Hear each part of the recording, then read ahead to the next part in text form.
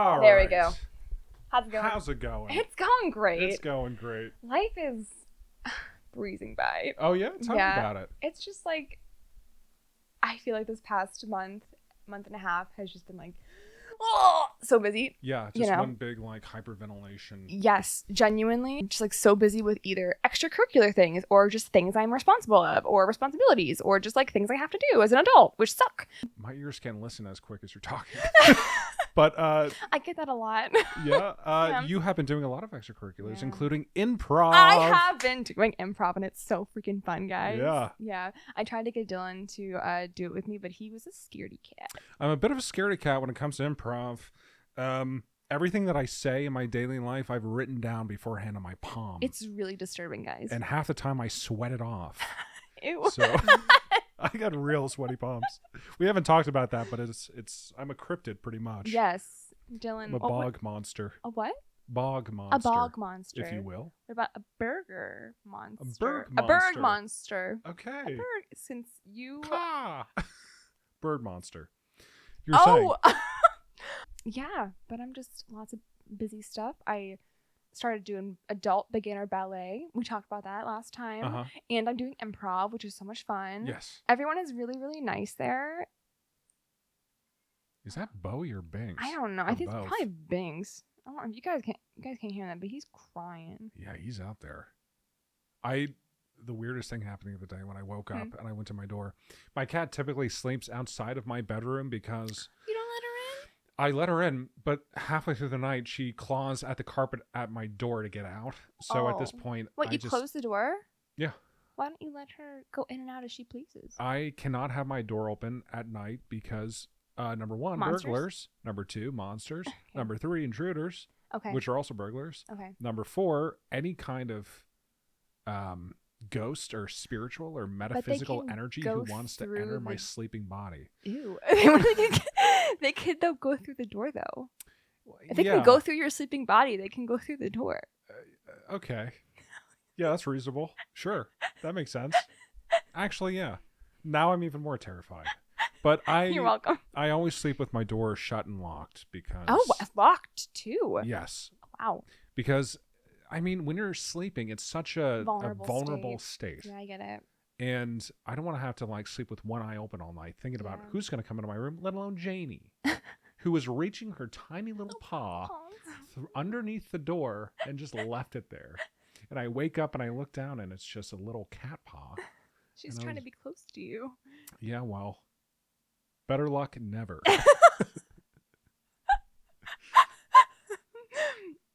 What do I say?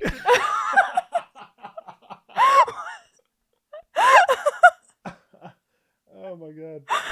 Welcome to My Existential Crisis. Hello and welcome to My Existential Crisis. My name is Madison Epley. And my name is Dylan Berger. And we are My Existential Crisis. My Existential Crisis. Our Existential Crisis. Sorry, everybody. Would you like to do the tagline as well? Or welcome. We're going down with the ship. Sorry. We're doing something different. My brain is breaking. I don't have it written down. I'm not good at improv, guys. Welcome to My Existential Crisis, the podcast where we talk about all the things that make us question our entire sense of self. My name is Madison. My name is Dylan.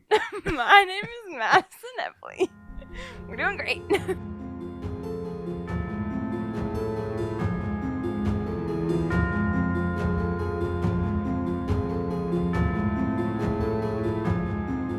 Yes, excellent. And today we're going to have a few interesting topics to discuss. Yeah. So a few years ago, I learned about this book called Seth Speaks by Jane Roberts. Speaks, okay. The full title is Seth Speaks, The Eternal Validity of the Soul, which is a kick-ass title. Oh, that's deep. The second I learned about the concept behind this book, I bought it. And the concept, not the concept necessarily, but I bought the book. Yeah. And the concept is this. In the early 1960s, Jane Roberts was experimenting with a Ouija board alongside her husband, Robert Butts. Wait. Yes? Robert Butts? Robert Butts. Why are we pausing? That's all. That's all. Yeah, alongside her husband, Robert Butts, as part of research for a book on extrasensory perception, or ESP. Okay. They started receiving messages through their Ouija board, but not from some kind of spectral figure, as you might think. Instead, they began receiving messages from a male entity. Mm-hmm. This entity claimed he was named Seth. Oh. Shortly after, Jane Roberts started receiving messages inside her own head, and she would dictate these messages to her husband, Mr. Bob Butts.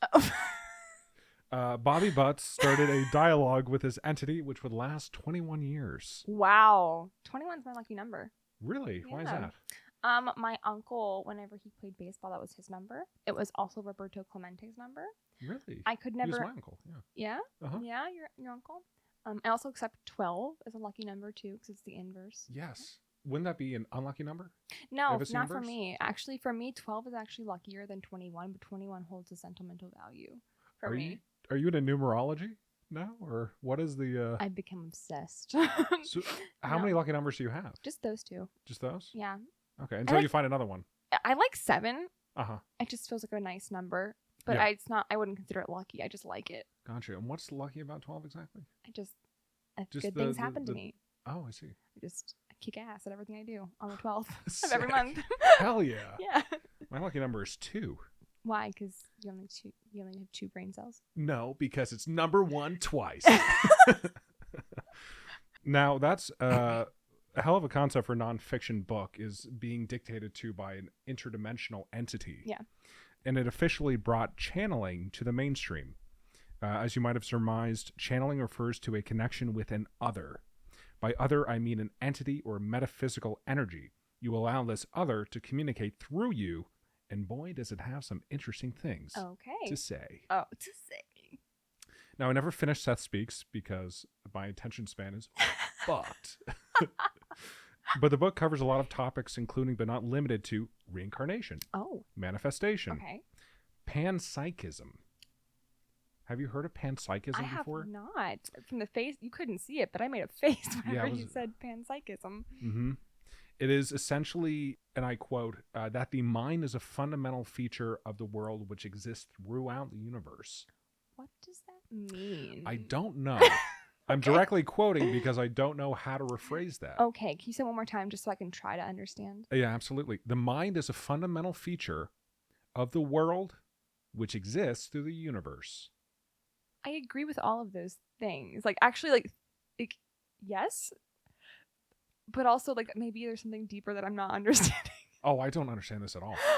Okay. I think we could just talk for, like, my part of the episode about what this means. Specific quote means. Yes. The mind is a fundamental feature of the world. Because it is. Which exists throughout the universe. The world exists throughout the universe. The mind. Or the mind. Or the mind. So the mind is a fundamental feature. Yes, it is. Of the world. It is. It is. Because we can think. Yes. So the world exists because of our mind. Yes. Which exists throughout the universe. That's where I get lost. Anyway. That's where you lose me. It's kind of a strange idea.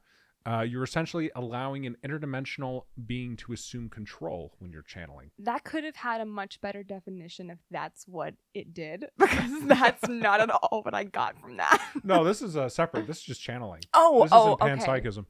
I don't know what panpsychism you don't practice. Is. I don't practice, to my knowledge. Yeah. But then again, my mind is a fundamental feature of the world which exists throughout the universe. So you don't know. I don't. All that aside, you might be wondering, who is this entity that calls himself Seth? Who is Seth? Who is this guy? What's his name? Seth. Seth. Yeah, that's true. Well, Seth describes himself through Roberts as, in his words, an energy personality essence no longer focused in physical matter. Okay.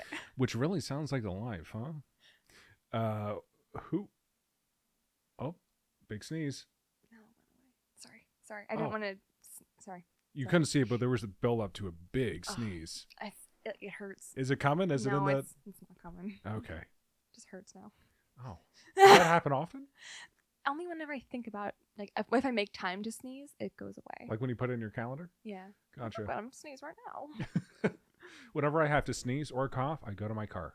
Could you go to your car? I go to my car. I close the door. I don't want to bother anyone. That's so with considerate my of you. sneeze. I just sneeze all over everybody. Just share it. That's why I put my hands up when I saw you about to sneeze. Yeah. Because Like, you're famous around the office for Yeah, just sneezing on people. achoo. You tap them on the shoulder and Yeah, then and sneeze right in their face. yeah. That actually happened to me when I was younger. Ew. What kind of monster did that? Sucked. I'm not gonna say What's his name? name. Seth. Yeah. But yeah, so Seth describes himself as an energy personality essence no longer focused in physical matter. Okay. And who among us hasn't wanted to be no longer focused in physical matter? No, it's me for sure. Yeah. I find the phrasing interesting as well. No longer focused in physical matter, which suggests that he was once focused in physical matter. As like it's a choice. Yes. Like he could be focused if he wanted to. Yeah. But now he's decided not to. Yeah, he could, but rather not. It's a lot of work, Yeah. Maybe after death we can find our own vessel to speak through if channeling is a real thing. And hopefully by then we'll have something to say. Because, and this is pretty wild, the Seth Speaks series comprises 10 books. The Eternal Validity of the Soul, The Nature of Personal Reality, The Magical Approach, The Way Toward Health, and so on. I'm not going to read all The the Way titles. Towards Health is the most boring title out of all of those titles. Yeah, I mean, I guess if you're unhealthy, it's attractive. The Way Toward Health. Yep. Looking around. Where is it? Around. Don't know. Going back to what I was talking about, the identity of Seth, if we can call it that, Roberts affected different personality traits when speaking as Seth. Gotcha. Stern and professorial at times, while jovial at others. Okay. More than this, Seth's voice through Roberts was deeper and masculine. He also had an unidentifiable accent, according to my research. However, I listened to a recording of Roberts channeling Seth, and I gotta say the accent is identifiable. Yeah. What is it? It sounds a little like Mario. Oh no. Like Mario if he was a college professor, not a plumber. Yahoo! Oh, it has a really strange quality verging on racist Italian. Oh no. Yeah. You might be wondering, what are a few things that Seth has said? And I'll play the hits for you. Among his quotes are included, "You create your own reality." Oh. Or maybe I should do an Italian Yeah. accent. I'm not going to do that. Not today. You create your own reality, which you probably heard before. Mm-hmm. What exists physically exists first in thought and feeling. Okay. Suffering is not good for the soul unless it teaches you how to stop suffering. That is its purpose. And lastly, first of all, a soul is not something that you have. It is what you are. Okay. All pretty interesting. Yeah. But the skeptics out there are probably going to say she was faking it. Yes. She made up a story and put on a voice, which is reasonable. Yes. You have to wonder, what are the chances? Did Jane Roberts invent Seth to sell books? Or is an entity from another dimension controlling her body to communicate knowledge from a higher plane of existence? Mm-hmm.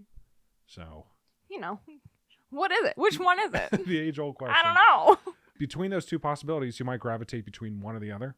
So let's dive into the skepticism surrounding Seth and the phenomenon of channeling. Yes, let's. Now, Roberts herself wondered if Seth was just a product of her imagination, but she eventually conceded that Seth was in fact real and communicating through her. That said, the Seth books had a fair amount of criticism. Okay. Charles Upton, a poet and essayist. I know him. You do?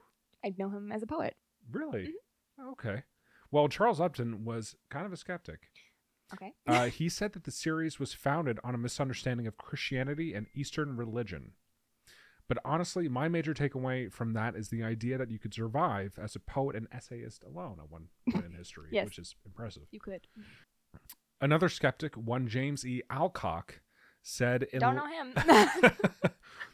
In light of all this, the Seth materials must surely be viewed as less than ordinary. There certainly was the time and talent for fraud to play a role, but we cannot discriminate between that possibility and the possibility of unconscious production. At any rate, given these circumstances, there seems to be little need to consider the involvement of any supernatural agency. Okay. Thank you, Mr. Alcock. Can you imagine if Robert Butts and Mr. Alcock hyphenated their surnames? Okay. Alcock I Butts? just have to say, it There'd be a riot in the is a streets. shame that we are changing the title formatting because that would be a really good title. Alcock. else. Let's flip things and fully invest in the idea of channeling. Okay. If we're to believe that channeling is an actual phenomenon, it has implications. Oh. Yes. For example, is there any possibility that people who are victims of demonic possession are actually channeling a malevolent entity against their will? Isn't that what demonic possession is? Yes. Wait a second. Wait. I suppose you're right. But this is separate from the Christian, Okay. how possession's typically freighted with all that Christian ideology. Okay, so like, just for my brain's sake, yeah, because apparently my brain's having difficulty today. It's not like, oh, a demon has possessed me. The holy water, get Beelzebub out of here. It's more of like this malevolent spirit is trying to speak through you. It's not Beelzebub. It's just something else. Yeah, maybe not even a spirit. Oh, it's just a malevolent energy essence from another dimension. Oh, is okay. Entering your body against your will. Oh shit. Yeah. That's like Rick and Morty to the extreme. Yeah. All of our fans are Rick and Morty fans as well. Yeah, they have to be, right? Yeah. Now we often attribute possession to mental illness, and that makes sense. Yes. Somebody experiencing psychosis is probably confusing the people with a deeply ingrained belief system or who aren't educated about mental health. Mm-hmm. But there might be an explanation separate from psychosis. Could it be that forcible interdimensional control is to blame for at least a fraction of quote-unquote demonic possessions? It also makes us think a little differently about the phenomenon of intuition. Uh-huh. Sometimes, for no reason at all, we get a gut feeling about something. Mm-hmm. Now, there are a few existing explanations for this, like how intuition is actually the subconscious processing of information which occurs to us as a feeling. But what if there's more to it than that? Okay. What if? I'm open to that. What if we're unknowingly, unconsciously, channeling an entity, sourcing its knowledge to inform our actions? Oh.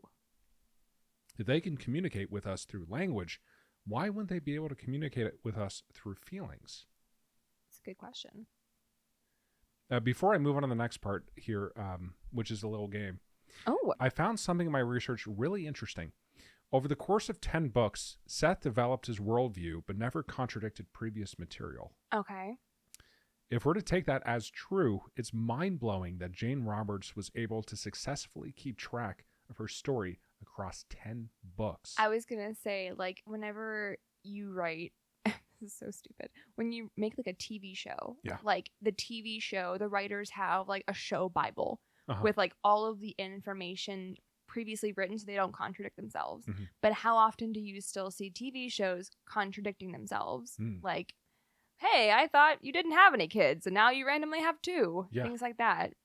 Not that that's just lazy writing, but also like it's a lot of work to keep track of all those things. Absolutely. Does that make sense? I'm sorry. Am I rambling? Okay. No, it does make sense. And I do have 2 kids, but I haven't brought it up in the podcast yet. No. So isn't that really strange to think that somebody who is, and just to give you an idea of how this occurs, is sitting in a room, allowing this entity to channel through her, speaking, improvising speech to Mr. Butts, and then having him dictate what she's writing and then initiate a conversation over the course of 10 books. Yeah. And yet it never contradicts itself. Yeah, that's a lot. That is a lot of information to like need to get straight. Yeah, it's mind-blowing if it's actually true. What is that quote? Crazy if true or something like that? I don't know what I'm talking about. Yes. So I thought of a fun game we can play. Okay. I'm going to provide 3 quotes. Okay. And you have to decide whether it was communicated through channeling or if I made it up. Oh, no. I'm going to suck at this. I'm going to be so bad. All right. Here we go. All righty. After each quote, let me know if you think it's mine or Seth's. Quote number 1. It is not the correct. I'm trying to do an Italian accent. Sheesh. It is not correct, therefore, to suppose that your actions in this life are caused by a previous existence, or that you're being punished in this life for crimes in a past one. The lives are simultaneous. That was a really long quote that I was not expecting. Can you please repeat that? Yeah, sure. I was trying to follow along with the meaning. It is not correct, therefore, to suppose that your actions in this life are caused by a previous existence. Okay. Or that you are being punished in this life for crimes in a past one. The lives are simultaneous.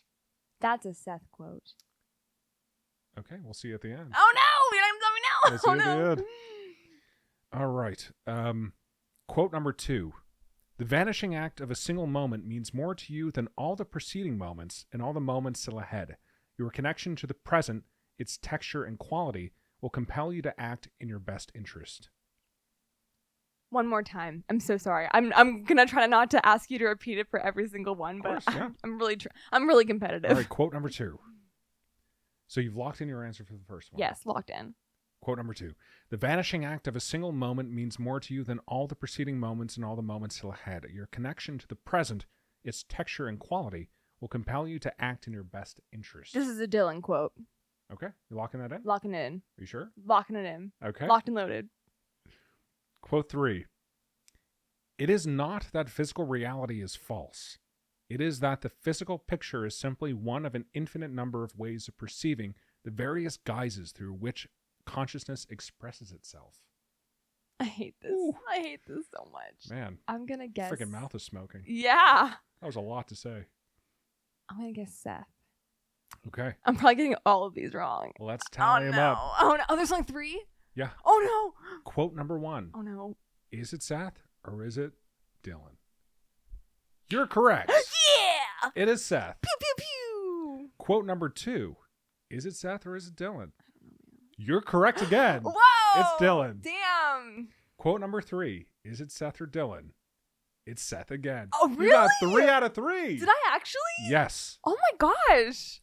Which has an interesting implication because if we're able to easily tell apart, differentiate between somebody who's just making the shit up and somebody who is actually existing and communicating their existence through planes. Oh, wow. It is great job. Wow. Thank you. I Very nice. Thought I was going to fail that for sure. All right. Now, Jane Roberts isn't the only person who successfully channeled an entity, if we're to believe that she channeled an entity at all. And this next person is living today, and you can find videos of their channeling on TikTok, as I have. Oh. Daryl Anka is our next channeler. And his Wikipedia page describes him as a channeler and quote-unquote kook. Aren't we all? He claims to be able to channel an alien named Bashar from a planet 500 light years away, and also in another dimension. Okay. Daryl enters his trance state, and Bashar takes control, and in front of a live audience, he opens a dialogue and answers questions. That's how I found him. Videos of him in front of an audience. And man, oh man, this guy's either a kook or a kook. Oh my God. But I love to listen to him talk. His ability to answer wild questions almost instantly without stammering or pausing is impressive. He's an improv pro. He really is. He would kill at improv. Yeah. He has an incredible confidence that's very convincing. Yeah. And I won't get too into it, but there's one question that caught me off guard. A question somehow segues into the meaning of hiccups. Now, this alien from 500 light years away in another dimension is asked, why do we hiccup? Why would he know? Why do we hiccup? Who asked that question? Well, yeah. Get him out of here. Get my man out you of here. wasted a question.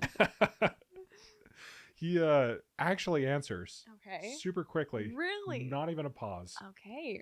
And he says, hiccups teach us to pause and remain in the present moment. Okay. Alrighty. Yeah. Beautiful, huh? So the next time you start hiccuping, take a... What? For me, it just hurts. Well, does it make you pause? No, it makes me pause and hate myself. So I guess it makes me pause, yes. Well, that's the goal. It's a beautiful universal phenomenon that we can all enjoy and respect. The next time you start hiccuping, take a second to receive this message from the universe. That your hiccups serve a greater spiritual purpose. That's really deep. So think on that. That's really deep, Dylan. Think on that. Wow. I'm going to cry. Oh, God. And I think that's a pretty apt place to end my part of things. Whether or not you think channeling is a grift or an actual phenomenon, that's between you and your intergalactic alien. But I certainly think it's fascinating, if nothing else. Yeah, for sure. Oh my gosh, I love that. Thank you so much, Dylan. Absolutely. That is fascinating. It makes me think of, did you listen to the reincarnation episode with like the woman who remembered like a bunch of like ancient Egypt stuff? No. It's one of the episodes on our podcast, Dylan, so you're slacking. Should I have been listening to the podcast? No, just we do this and then we just run. Yeah. Just run away. But it was this one woman from like the 20th century, and she had vivid memories ever since she was a child of like ancient Egypt. Yeah. And her story had never changed. It had always remained the same. I know it's different, but it reminded me of this. Okay. And like, not only did her story never waver, but she was able to help archaeologists like find things from that were like undiscovered from ancient Egypt because of what she remembered. Wow. Yeah. Crazy. That's incredible. Crazy.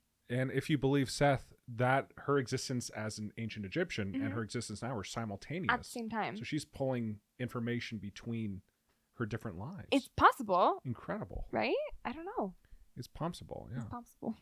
It's popsicle. Popsicle. Anything's popsicle. Well, thanks, Dylan. Absolutely. I love that. Are you ready for mine? I'm so ready. Oh, did you want to give your sources first? Oh, fuck.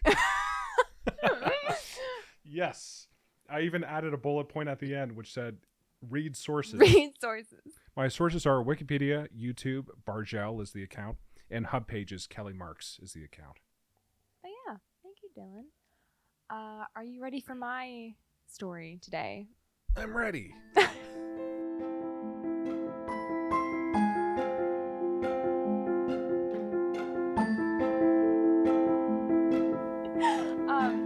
I know you always ask me beforehand what we're doing, and I always like to leave it a surprise, but you never like to be surprised. Right. Did you look this one up at all?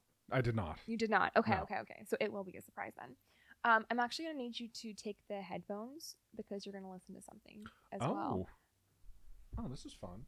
Just real quick, my sources are Wikipedia, Reddit. I know that doesn't sound very legit. Getting out of the way in the beginning. Yes. Smart. All that's interesting, the Washington Post, CBC, Lad Bible, and Crimes and Curiosities. Washington Post. Washington Post, yes.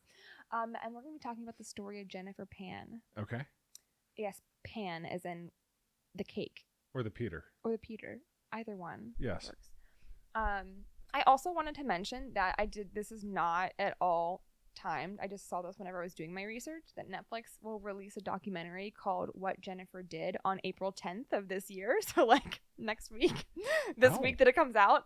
And it's the same people who produced the American Nightmare Gone Girl series that I was raving so heavily about. So really, yeah, go check it out. I'm sure it's gonna be really, really good. Haven't seen it yet because I didn't know it was coming out, and it's not out yet. But anyway. All right. What happened? November 8th, 2010, just before midnight, a panicked... It says 2010, but I also have 2012 on here. I don't know what to... Between 2010 and 2012. I'm going to go with 2012. Okay. I think it's better. Okay. Great movie. Just before midnight, on November 8th, 2012, a panicked 24-year-old woman named Jennifer Pan called emergency services from her family home in Markham, Ontario. While watching TV in her room, Jennifer heard multiple people break into her home. They were confronting her parents downstairs from what she could hear, and then she heard multiple gunshots. And we actually have her 911 call to play if you would like to pop those headphones out. This is why I lock my door at night, for this exact reason. I understand. Anybody could be a Jennifer Pan. Anyone could be. All right. Where are you, ma'am? Please just go home. Ma'am, calm down. What? Some people broke into our house. Okay, to show us all his money. Okay, ma'am, where are you? What? Avenue Road. Yeah. spell the street name for me, please? Dad? You're calling on me. Ma'am. Hello. Hello. Yes? Ma'am, I need to know your address. Avenue Road, can you please spell? In Helen Avenue, my dad just went outside screaming. Ma'am, can you spell the street address for me, please? H-E-L-E-N. Someone broke in and I heard shots like pops. I don't know what's happening. I'm tied upstairs. Hear your thoughts. I think I know this case. You do? I think I do. Yeah. Okay. All right. Well, if you Maybe. didn't know this case per se, what would be your initial thought? What did you hear? My initial thought is Avenue Road is hilarious. I think that her immediate bringing up of money in the conversation is a little suspect. Okay. And the father screaming is absolutely heart-wrenching. Yeah, I forgot about that shit. Sorry. No, yeah, I'm interested to learn more because I think I remember this one a long time ago. I think I might have half watched a video about this. Probably. Yeah. Probably. Well, Jennifer told the dispatchers that one of the intruders had come upstairs and bound her hands behind her back before also tying her to the banister. Okay. This meant that she was restrained during the attack and unable to provide any further details on what happened downstairs because apparently she couldn't see it. Towards the end of the call, that's whenever we can hear that gut-wrenching scream. And that's Jennifer's father, Han Pan, who was still alive. And during the 911 call, I'm sure you could hear Jennifer. She seems genuinely frantic, at least. Like, she's trying, you know? But she's the one who masterminded the entire attack. Damn. So, I bet you're wondering how we got here. It's really horrible what happens, but I'm sorry. I had to do that. But that transition was great. Yeah. So Jennifer Pan was born on June 17th, 1986 to Bic Ha Pan and Wei Han Pan. Her parents were immigrants from the Chinese diaspora in Vietnam to Canada. And Han and Bic were born and educated in Vietnam, and they moved to Canada in 1979 as political refugees, and they married in Toronto and then moved to Scarborough. So, like, just, you know, making their lives, really trying hard to, like, better their lives, going from where they came from to now Canada. Making their way downtown. Oh, Canada. And then while they were in Scarborough, they had 2 children. Jennifer in 1986 and Felix in 1989. Oh, Felix is a hell of a name. It is a hell of a name. Felix. The cat? Oh, the very same. The very same. The very same. And the couple, you know, they were very hardworking people. They found work at an auto parts manufacturer. Han worked as a tool maker and something called a die maker. It's something that makes parts. Okay. You know. Oh, like casting. I in think a die. so. Yeah, yes. Yeah. Okay. So you know what it is. I did not. Yeah. So that's what that is. Okay. And then Bic worked to make the actual car parts. Uh-huh. They were both very financially savvy, and they were able to purchase a home with a 2-car garage, and in the Toronto area in the neighborhood. I know, right? 2-car garage. I want a 2-car garage. I'd sell for a fucking Good garage. luck affording that now. But they did great. Yeah. And they operated under the ultimate goal of providing their children with opportunities that they themselves had missed out on while growing up. Achievement took precedence over enjoyment, which meant that education and extracurriculars were the ultimate priority. Jennifer's parents set many goals for their children and had extremely high expectations of them.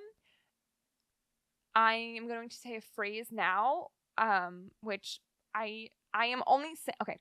Oh, here we go. Think of the very stereotypical immigrant parent mentality. Yeah. And they are referred to as quote unquote tiger parents. This is a phrase commonly associated with the case, which is the only reason that I bring it up, because today it is still in headlines. But please be aware that I know that it is a derogatory and racist phrase. But I do want to mention that, like, that get passed along. Is this worth mentioning that it gets passed around a lot because people have described them as those, like both friends. Am I bringing this up for no reason? No, if it's used in the case, I think it's relevant. It's used in the case multiple times, and like Jennifer's childhood friends refer to them as that. I've still heard it said today. But it's not a nice word to use, but it is still being used in headlines in 2024. Mm-hmm. As the eldest, Jennifer was expected to set an example, and her social life was strictly limited.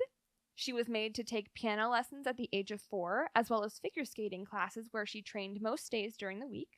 Although she was initially encouraged by her mom and dad to take up a sport, she actually just genuinely enjoyed skating and worked at it really diligently, to the point where she was anticipated to join Canada's national team at the Winter Olympics, which is like pretty baller. All right. However, big baller making money moves. Yes. However, a torn ligament majorly impeded her ability to skate, and along with it, the Olympic dream was lost. I remember when that happened to me. Right? It's always a shame. You're like, you were going to be a ballerina, right? I was going to be a shot putter. A shot putter. Yeah. A shot putter. Okay. I don't know what that is, but it's I don't know what it is either. Sound off in the comments. You throw a weight far. Yes, you spin around really fast. Yes, I know what it is. See? Yeah. Do you have vertigo? Is that why you stopped? Actually, how do you know? And I tore a ligament as well. You tore a ligament. Yeah. Which one? The second one. Yeah. It's a damn shame, Dylan. You would have been a great shot putter. I've always been told that. I have a very long torso and very short arms. Yes. Which makes me optimal for shot putting. Optimal for shot putting. The peak physical specimen of shot putter. You are a jock. You are a jock. I'm a self-admitted jock, in fact. Exactly. So this was where Jennifer had like a more significant turning point. This is kind of where we can track things down, going downhill. Now, without her sporting success, her goal is kind of like, what was she going to do now? Because that was her goal. Mm-hmm. And because she didn't have that anymore, her parents expected their daughter to instead now succeed academically as well. They expected that all of the while, but now that there is nothing to fall back on, that was even more important than ever. And she attended Mary Ward Catholic Secondary School, which is where we begin to see the intricate web of lies begin. According to her high school friend, Karen Kay, Ho Han was seen as the classic, again, quote, tiger dad, and Bick was his reluctant accomplice. In the 8th grade, Jennifer began self-harming by cutting, which were among the first signs of distress. Sorry, trigger warning, should have said that before. And the Pans picked Jennifer up when classes ended each day and monitored like the lizard. Monitored her extracurricular activities. Damn it. Monitored her extracurricular activities very closely. Got it. So your car trying to start. Yeah. She would still partake in figure skating, piano, martial arts, swimming, in addition to long nights studying. Crazy schedule. So she could do all those sports even with her injury? When she healed. Like, she just couldn't do them to, like, a professional degree. Oh, she didn't go back to skating. She did go back to skating, she did? I believe, but just, like, not, like, she couldn't do it competitively. If she did, it was just for fun. Gotcha. And that might have been, like, one of the things that tapered out. But she's still very busy. Okay. Even after the injury. Yeah. Her parents never permitted her to date while attending high school or to attend high school dances out of fear that these activities would distract her from her academics. And Jennifer and her friends reportedly regarded this upbringing as restrictive and greatly oppressive. Their words, not mine. Although I can see that type of like stress that you put on kids. I'm sure that is really, really hard, and I'm not knocking that in the slightest. Despite her parents' high expectations that she receive good grades, her grades throughout high school were like C's in the 70% range, sometimes D's. Except for music. She always excelled there. And this is where she started to forge report cards multiple times using fake templates, which deceived her parents into thinking that she actually did earn these straight A's. It wasn't until senior year of high school where things started to go downhill drastically, and Jennifer actually failed calculus in grade 12, and this made her ineligible to graduate. It was part of her, like, Yeah. Yeah, not good. Not good. For failing calculus? For failing calculus. I think it was like a math credit that you needed to have. Oh, I see. And I'm assuming it wasn't elective then. Did you take calculus? I did, and that was all. I've never said this before in my life. I'm really ashamed of it, actually. Please don't laugh. That was the first time I ever got a C in my life. Please don't laugh. Try not to laugh. I was going through a really rough time my senior year. And I didn't need to take calculus, but I took it because I thought that I wanted to be smart. But I'm really bad at math. And it still haunts me to this day. Oh my God. Sorry. It's so embarrassing. It really is. I cried. And I only found out my last day of high school. I was a mess. Yeah. I just missed it. I just missed the B mark. Anyway, sorry. It's fine. You somehow marshaled your will to live after that. It was really rough, actually. It was rough. Oh my God, I didn't even take calculus. You didn't? I took trigonometry and almost failed that. Don't ask me anything about it. I don't know anything about it right now. I couldn't do it. I didn't know that we should have had a trigger warning for calculus. Actually, yeah, though. Guys, I'm really sorry. It's triggering for me. So, if it's triggering for you, I get it. Anyway.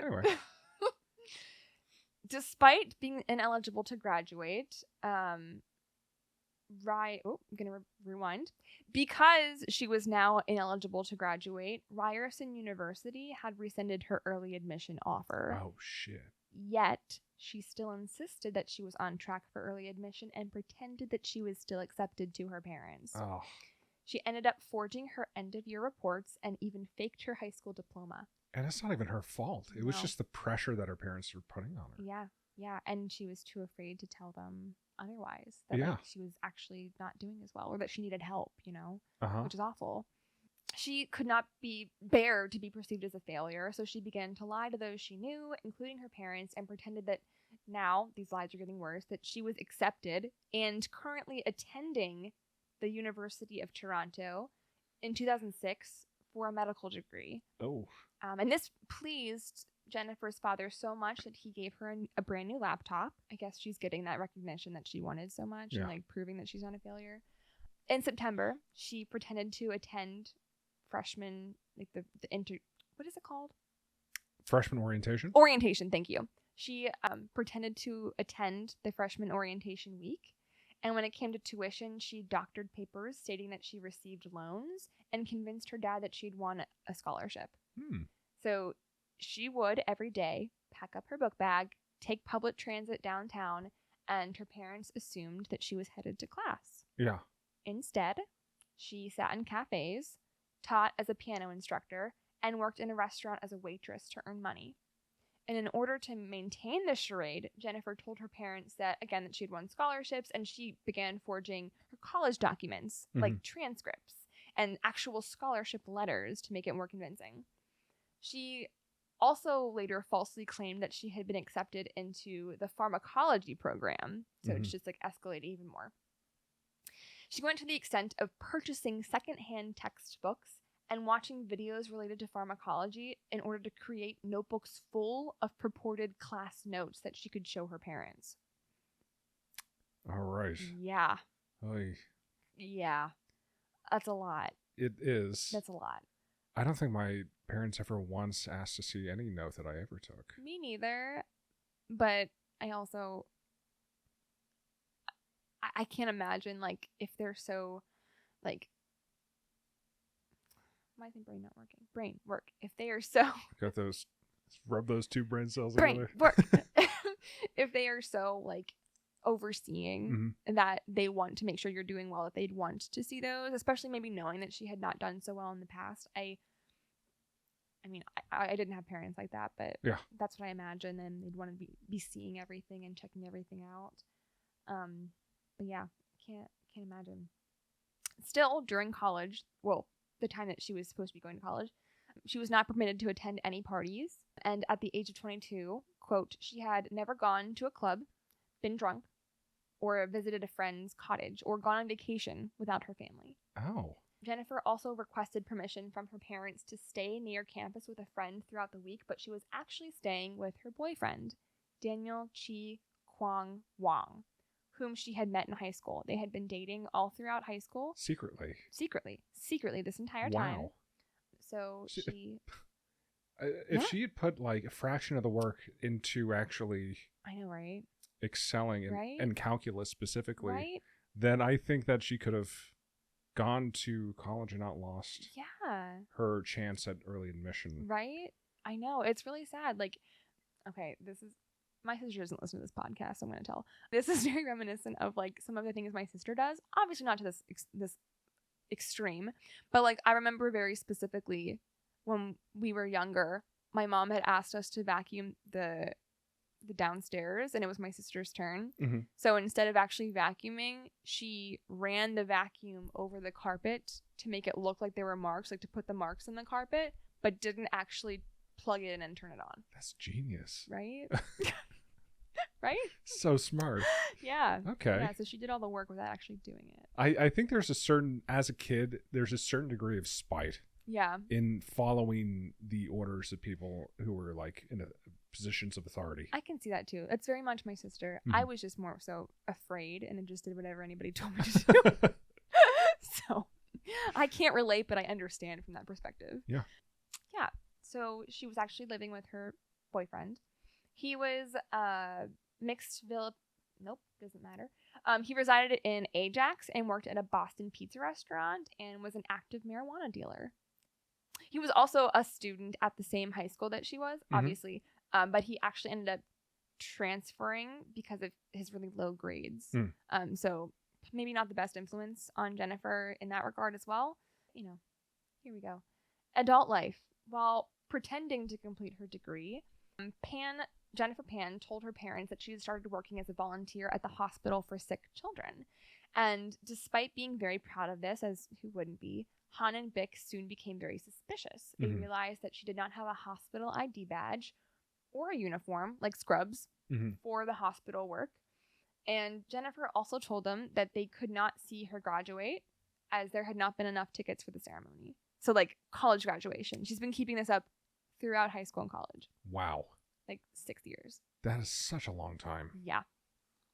On one occasion, Bick followed her daughter to work and quickly discovered her deception. And after 10 years of lies, actually 6 probably until it escalated the way it did, but 10 years total, she was finally caught. While Bick and Han had invested years believing in their bright daughter, that she was like thinking they were actually like going into this esteemed career in pharmacology, she had actually just been like living with her secret boyfriend and waitressing to earn money. They were obviously very angry at this, and Han, her dad, wanted to throw Jennifer out of the house, but her mother persuaded him to allow her to stay if she obeyed even stricter rules and obeyed to the ultimatum. Oh, that's the solution, is to make things more strict. Yes, exactly. Okay. I'm surprised that she didn't throw together like a little impromptu handmade graduation. Just, like a little... Hey, we're going to get all our friends together and pretend to graduate. Like a virtual thing, maybe. Oh, that would have been smart. 2012? But still, right? They have cameras then. Yeah, webcams have existed for... Skype was a thing. A while. But I don't know if... that capacity, maybe? Graduations have been held virtually at least that early. I don't think they were, but maybe... Okay. That would have also been suspicious. Okay, anyway. But I'm surprised she didn't do something, you know. What she should have done is sort of parlayed her college education into a master's degree. Okay. And then continued to go to what I fake thought school. She was gonna do, because like whenever she was like, I got into like this esteemed pharmacology program, like say you got a master's, it's like a 2-in-1 type of thing, you know. They have those. Yeah. So now this is the ultimatum. She had to complete high school, because remember, she has not done that yet, which is just taking a calculus class. She has to actually pursue a real degree and not speak to or see her boyfriend again. Additionally, she could only leave the house to go to her piano teaching job, and she had her phone and laptop confiscated as well, but she still managed to contact Daniel, despite her parents not wanting her to. So now she was taking calculus classes and finishing her degree, and she was later encouraged to apply to university by her parents. Like, things seemed to be going in the right track. But all this time, she has been harboring resentment for her parents. And, it's been 7 years that she's been with Daniel since high school. They've been together for that long, and now she's just supposed to, not see him anymore. And so at this point, she could only see one escape route, and that was to murder her parents. I mean, she could only see one escape route among many other different options. Yeah. But I guess when you're that far into a lie that you built you're that up, deep, your sense of reality has to be skewed. Yeah. There has to be a point where you're lying so much you start to believe those things yourself. Yeah. It's just like a fake life. Yeah. And then that just compounds and compounds until you're just desperate to find any kind of way out. Yeah, for sure. Sad. It is really sad. So now she's 24, and Daniel had actually grown tired of trying to pursue a relationship with her because Jennifer was so afraid of her parents finding out and trying to sneak around that Daniel broke up with Jennifer and began to date somebody else. And after learning of the new relationship, Jennifer claimed to Daniel that a man entered her house, showed her what appeared to be a police badge, after which several men had rushed in and gang raped her. Oh my fucking God. Yeah. How do we get to that? That's not true. None of that is true. Yeah. More lies. And she claimed that after this, a bullet was mailed to her, and that both of these events were orchestrated by Daniel's new girlfriend. Yeah. Yeah. Just kind of went off the deep end there. Yeah, no. So in spring now, Jennifer was in contact with a guy named Andrew Montmayor, a high school friend who she claims had boasted in their high school years about robbing people at knife point, something that was denied by him, but we'll see later on. Uh-huh. Montmayor actually introduced her to Ricardo Duncan, a goth kid who Jennifer claims she gave $1,500 to kill her father in the parking lot at his workplace. I like how you did quotation marks for the goth kid. Goth kid. He's not really goth. A goth kid. He doesn't know what the goth lifestyle is really about. He doesn't get it. He's a goth. And Ricardo Duncan alleged that Jennifer gave him $200 for a night out, but that he returned it, and that he rebuffed her whenever she asked him to kill her parents. So he's like, no, that didn't happen. She gave me $200 to go out with her for a night, and then when she asked about killing her parents, I didn't take the money. Okay. So it's just a lot of conflicting stories. She was offering $200 for him to kill her parents. $200, I think, just to meet up. Oh, I see. To meet up to talk about it, and then she says that she offered $1,500 to kill, which is still not a lot. Wow, what a steal! What a steal! $1,500. $1,500. Oh my God, you can buy no, you really can't buy much. You can't buy much with that. No, you can't buy a 2-car garage house with that. No, absolutely not. So at this time, Jennifer and Daniel, they were back in contact. I don't know if they were dating or not, though. It gets kind of confusing. But according to the police, they came up with the plan together to hire a professional hitman for $10,000 to kill her parents, calculating that she would inherit $500,000. And that now they plan to move in together. So I think I just answered my question. Yes, they are now together again. Okay. Cool. Sorry. So now Daniel connected Jennifer with a man named Lenford Roy Crawford. Holy shit. I've never heard about it. Right? Move aside, Felix. They just called him Crawford? Lenford Roy Crawford. Is this real? Is that a real man? It is real. But he goes by the name Homeboy. Ugh. It just felt like a punch in my gut. Right? When you have that good of a name. And you choose Homeboy. You choose Homeboy? Homeboy. Yeah. So Homeboy gave Jennifer a SIM card and an iPhone so that she could contact this Homeboy without using her actual cell phone. Homeboy contacted another man named Eric Sean Sniper Carty, who then contacted a lot of people. I'm so sorry, guys, but they're all involved in this case. Who then contacted David Milviganum.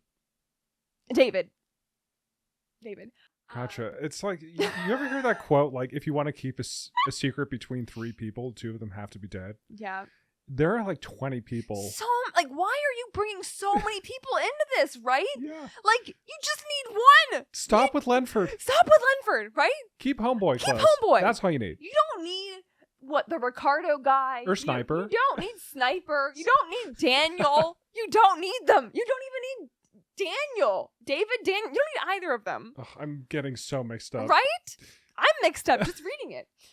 The prosecution eventually claimed that David was one of the hitmen, and who's Cardi? Sniper was later convicted for an unrelated murder. They're all tied into it at some point, and that's kind of what we're going to get to at the end. Yeah. Sorry, I'm confusing you. Don't worry about it right now. The murder took place at the Pan residence in Markham, Ontario, and this is now November 8th, 2010. It was 2010, not 2012.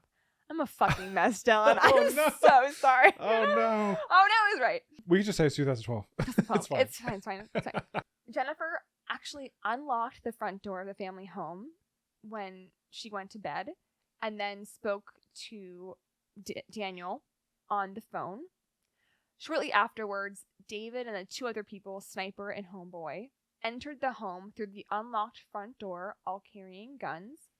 In court testimony, the Crown did not establish the identity of the two other hitmen because there was like 5 people there. Yeah. Like, why? I don't know. I would love to see that group chat. Right? Really. Sniper stated that he was the driver for those who broke into the house. Okay. And that he selected them and was involved in plotting the attack. He did not state that he was one of the 3 or that he directly attacked the others. So the identity of the trigger person or persons remains unknown, but there were like 5 of them involved. So they're all pointing the fingers at each other. Mm-hmm. After demanding all the money in the house and ransacking the main bedroom, the 3 men took Bick and Han to the basement where they shot them multiple times. Oh. Bick was killed instantly, but Han survived his wounds. The 3 men then took all of the cash that was in the house, including $2,000 from Pan, and left. Jennifer, that is. Jennifer claimed that they had tied her up, but somehow still managed to dial 911. Don't know how that works. And like get her phone and dial. Like they tied me up and they bound me to the railing, but I have my phone and I could dial 911. But not while this was happening. Only after the fact. Yeah, you can use your nose. Use your nose. Yes. Apparently. The finger of your face. Yes. Some say. Finger of your face. Some do say that. Yes. They do. Yeah. And that's kind of where we hear the phone call, and then Han, which is hard to listen to. And then Han coming out screaming because at this point she thought that everyone was dead and the plan had gone smoothly, and then that happened. Han was put into a medically induced coma and moved to a trauma unit in Toronto by aircraft. So with the investigation, police initially believed the family's wealth lured the perpetrators into the home, but they began to grow skeptical as numerous valuables were not stolen and the fact that Jennifer was left unharmed, and then dialed 911 after having her hands bound, as we discussed. The evening after the murder, Jennifer underwent her first interview with police, and for 3 days she was interrogated, all the while sticking to her original story that was growing suspicion from the police. Mm. 3 days after the attack, her dad woke up from his medically induced coma. And he told the police that he recalled seeing Jennifer whispering to one of the hitmen in a friendly and soft manner. Oh.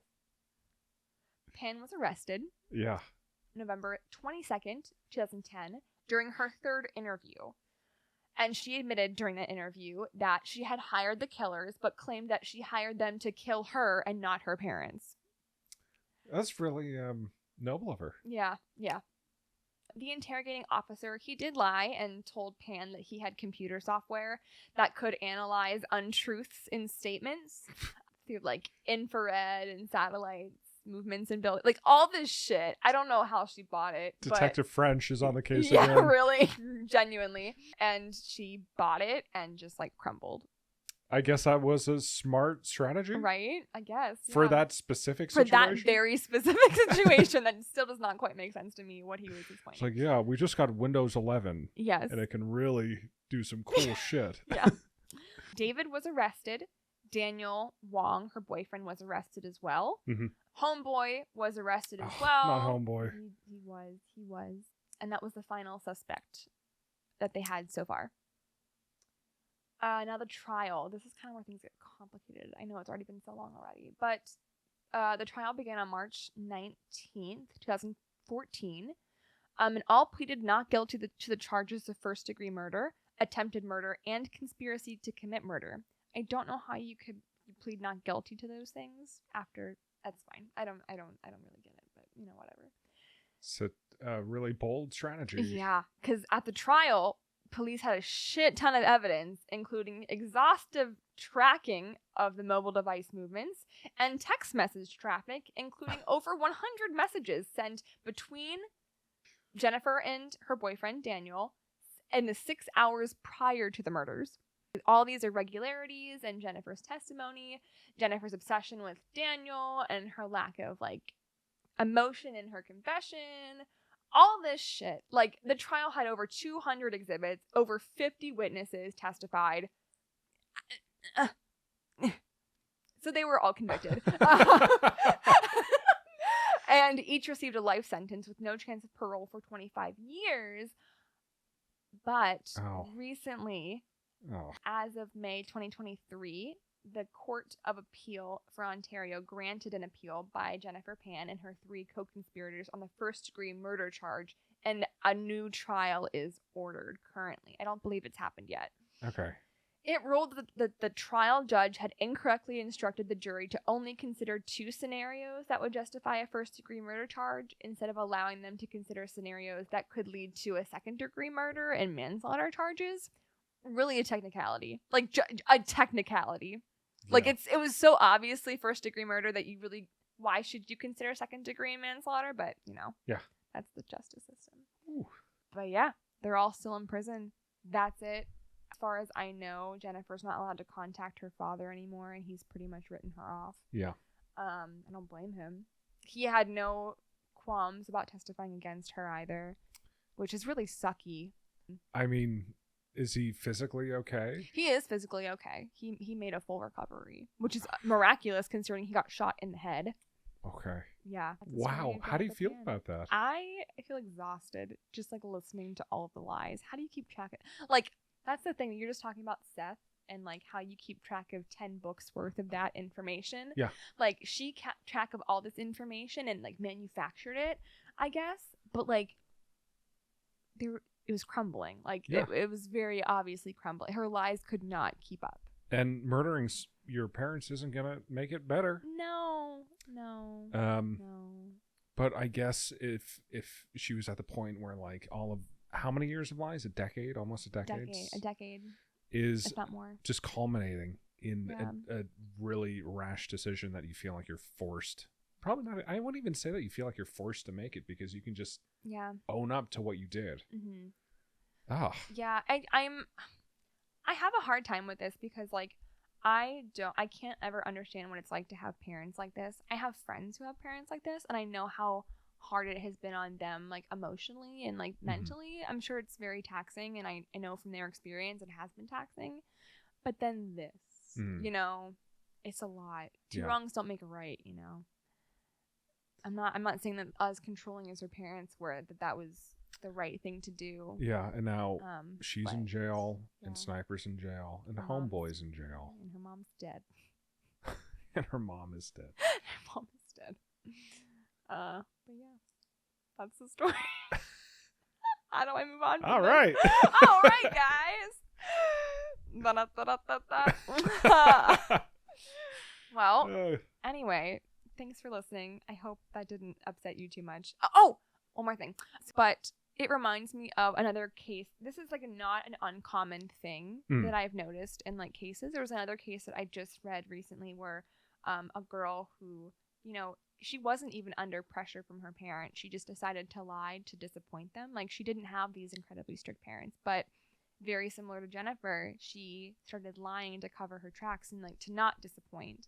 And she led to a breakdown and ended up killing her mom as well. Oh my! That was just recent. I just watched the video on that 2 weeks ago.